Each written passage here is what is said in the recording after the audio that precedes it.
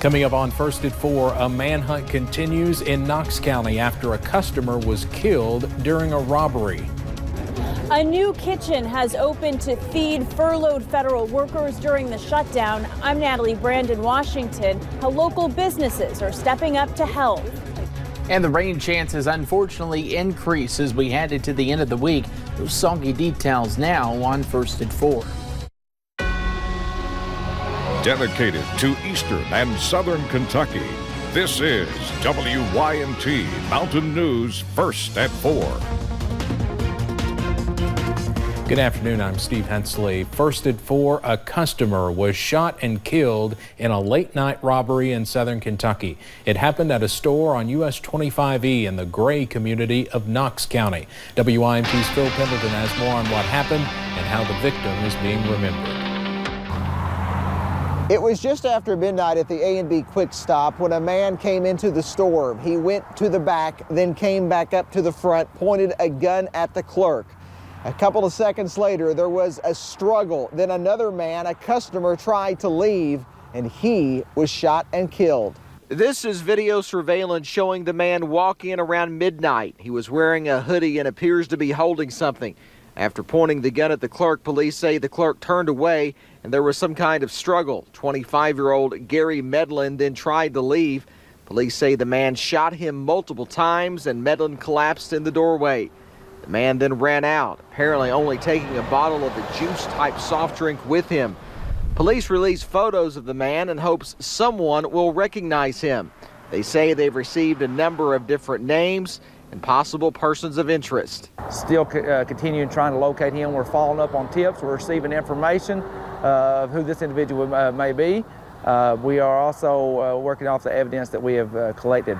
Ironically, Medlin used to work at a store very much like the one where he was killed. More about how he's being remembered at 5 and 6 o'clock.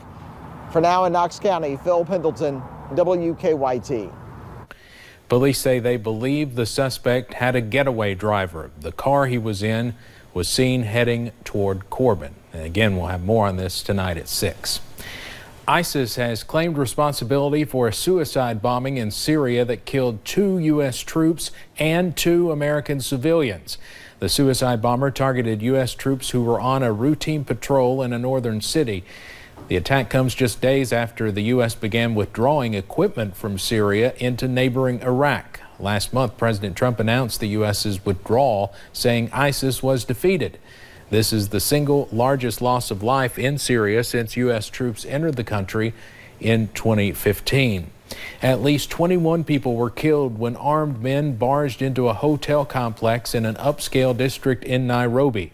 The Kenyan president says the standoff continued through the night with people trapped in various parts of the buildings. An American, Jason Spindler, was one of those killed. He was co-founder and managing director of IDEV International, a firm advising on business strategy for emerging markets. All of the attackers are dead. Terrorist group Al-Shabaab has claimed responsibility for the attack.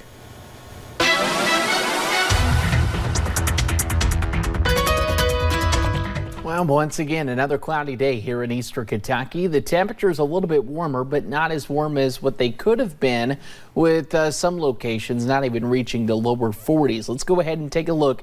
Interstate 64 cloud cover is being pesky, and that's the reason you're not seeing a warming trend. We're going to continue to look at that cloud cover and even a few drizzle chances, a few light snowflakes, all possible tonight. Notice Stonecrest, the cloud cover, the big story there, and not much changing across eastern Kentucky. Satellite radar showing for us it's the thick cloud cover with showers and even a little bit of flakes up to the northeast. But look at Whitesburg, because temperatures not even into the upper 30s there. It's 35 in Whitesburg. Your dew points still pretty high for the winter here, so we're going to keep an eye on that as rain is expected to work back in. The upper 30s out towards the Cumberland Valley.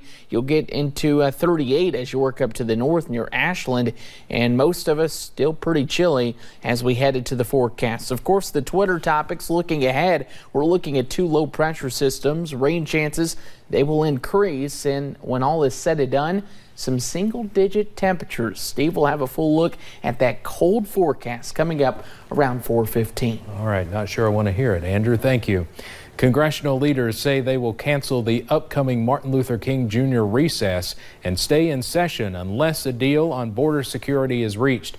Democrats nor the president are backing down in the fight over a wall. House Speaker Nancy Pelosi sent President Trump a letter asking him to postpone the State of the Union address until the government is reopened. She is citing a strain on security. Pelosi said both the U.S. Secret Service and the Department of Homeland Security have not been funded for 26 days now, with critical departments affected by furloughs. This requires hundreds of people working on the logistics and the security of it. Most of those people are either furloughed or victims of the shutdown. President Trump is blaming the Democrats for the shutdown, tweeting they are, quote, a party of open borders and crime. They want nothing to do with the major humanitarian crisis on our southern border. The president is meeting with the Problem Solver Caucus, a bipartisan group at the White House, later today. Border security will be high on the agenda.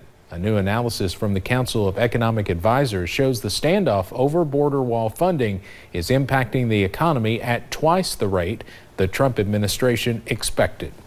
Washington, D.C. businesses are stepping up to feed furloughed federal workers during the record shutdown, now at day 26.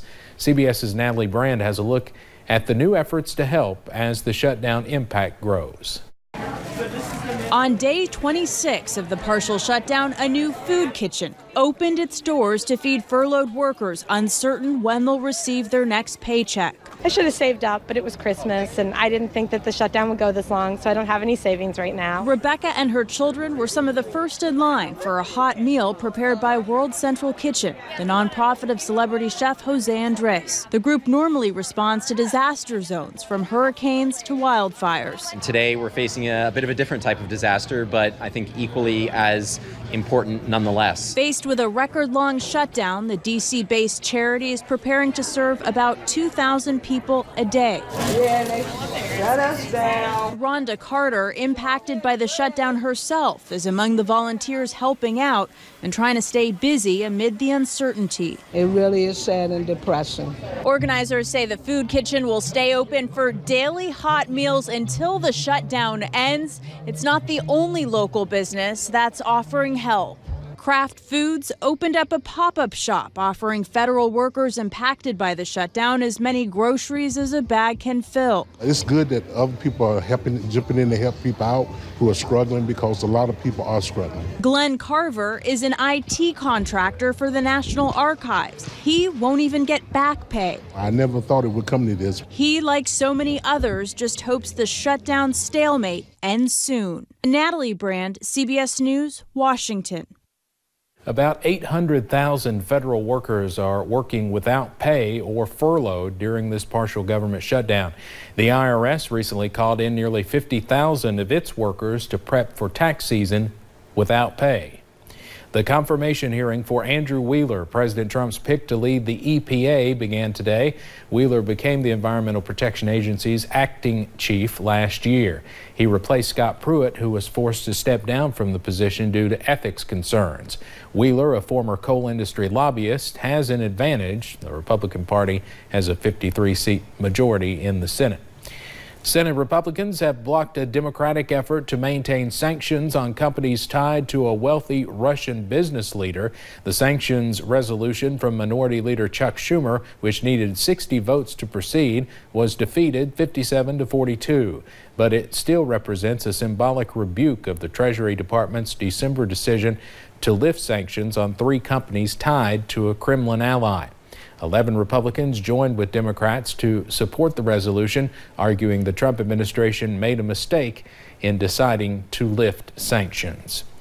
Harvey Weinstein may need to add a new attorney for his legal team. A source says his high-profile defense attorney, Benjamin Brofman, is quitting.